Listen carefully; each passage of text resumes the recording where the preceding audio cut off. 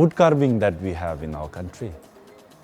These are all ferocious forms of tutelary deities, and some of the animals' faces are being, carved onto the wood. And later on, it beautifully gets painted by the painter.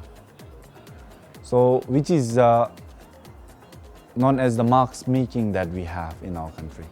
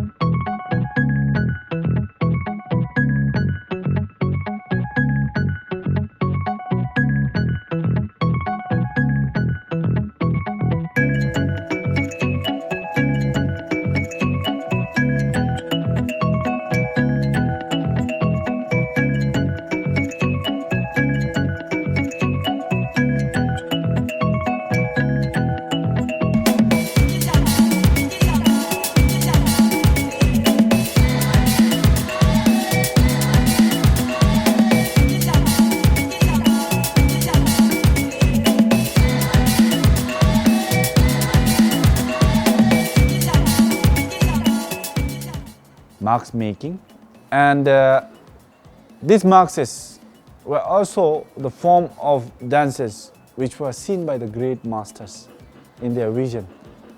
So like there's a dance of Shawa Shachi, we call it as the dance of stake and horned, and dance of the Lord of Symmetry, we call it as Durdakcham, and dance of heroes is also a form of dance, but without the marks.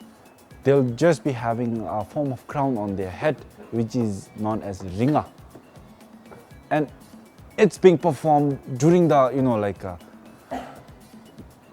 the reception ceremony being performed for the chief guest and then the great people that we have.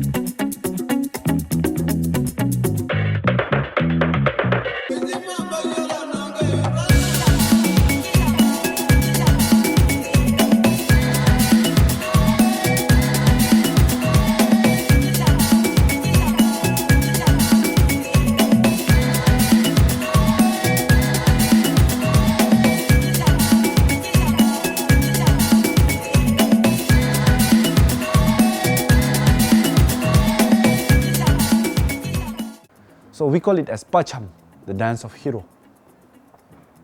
And even some of the forms of dances that we have is to teach us lesson. What are the sins? What are the merits? What are the demerits?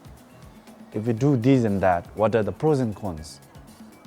So people basically come and witness the festivals to understand the form of Buddhism that we have.